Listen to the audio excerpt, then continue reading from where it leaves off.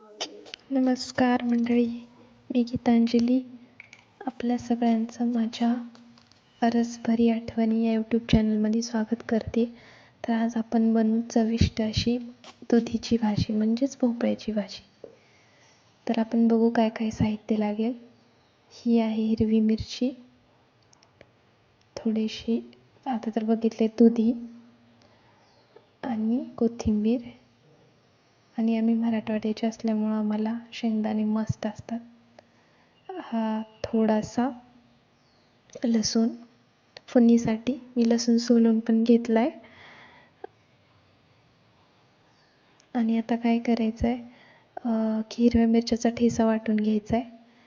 मी तो पण उकळात वाटून घेतलाय. दगडात वाटलेलं काही पण छान लागतं, एकदम झणझणीत.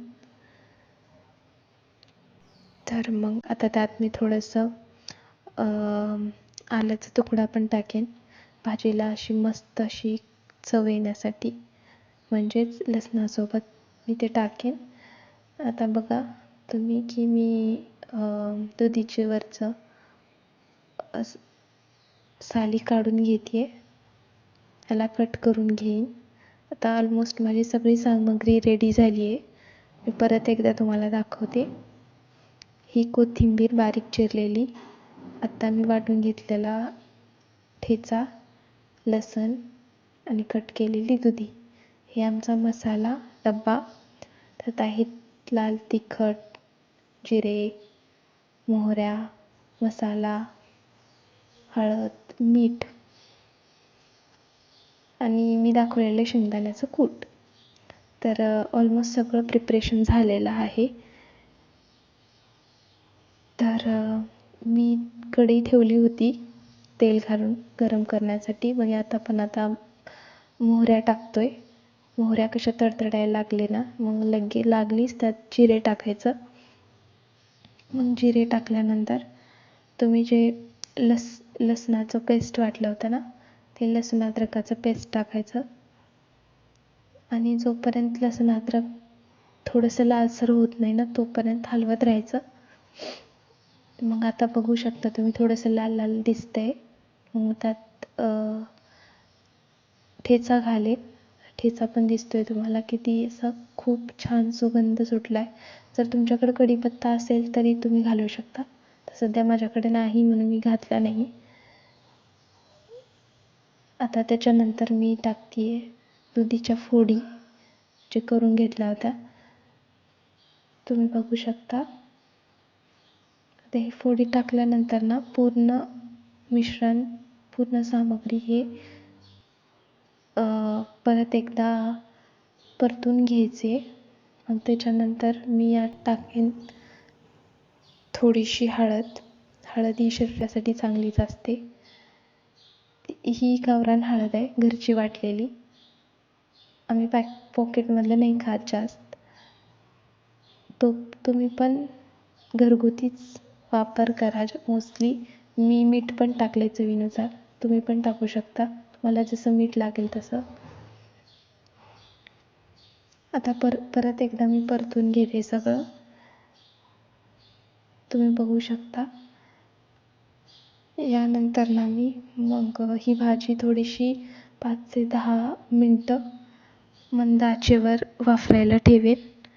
मोस्टली तुम्हाला माहितीच आहे की भोपळ्यामध्ये खूप जास्त प्रमाणात पाणी असतं. एक्स्ट्रा पाणी टाकण्याची गरज लागत नाही या भाजीला, पण ती वाफरूनच भाजी शिजू शकते. तर आता बघू शकता मी प्लेट झापेन आणि वाफरायला 5 ते 10 मिनिट ठेवेन.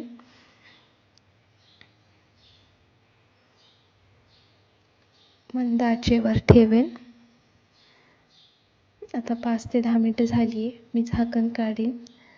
त्याच्यावरती बघू शकता तुम्ही भाजी किती छान दिसते, पिवळसर कलर आलाय, वाफ येते मस्त. इथं असतात तर काय म्हणलं असतात, सुगंध पण छान सुटलाय. मग यात ना मी थोडंसं आता आणखीन चव वाढवण्यासाठी मसाला टाकेन. तुम्ही मसाला घरगुती पण टाकू शकता किंवा तुम्ही जो वापराल ते टाकू शकता. अर्धा चमचा मसाला तुम्ही यात मिक्स करा, त्याच्यामुळं भाजीची चव अजून थोडी वाढेल.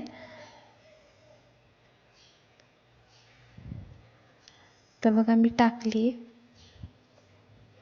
पूर्णपणे. हे भाजीचं सारण पूर्णपणे मिसळून घ्यायचं आहे परत एकदा. आणि यात मस्त अशी जी वाटली होती ना शेंगदाण्याची कूट, ती घालायची आहे. ती घातल्यानंतर आहा हा काय सुगंध सुटलाय. मग शेवटचं फायनल टच म्हणजे इथं आपलं कोथिंबीर आता घालायची आहे आपल्याला. थोडीशी कोथिंबीर हिरवीगार. कलर किती छान दिसतोय ना. हो हो, खरंच तुम्ही बघू शकता, वास तर खूप छान येतोय. भोपळा खरंच शरीरासाठी चांगला असतो आणि खूप जणाला भोपळा आवडत नाही. पण डायबिटीजसाठी, मूळव्याधासाठी भोपळा चांगला असतो. त्यात खूप प्रमाणात पोटॅशियम असतं. तर तुम्ही असा जर भोपळा बनवलात तर 1 मिनिटात पार होईल, मला गॅरंटी आहे. तर तुम्ही नक्कीच घरी तुमच्या बनवून खाऊ शकता. असं इझी आहे आणि जास्त मसाले पण वापरायची गरज नाही. तर चला, माझी मम्मीची देवपूजा पण झाली आहे. आज माझा पहिला व्हिडिओ आहे म्हणून म्हणलं देवाच्या पाया पडूनच सुरुवात करू.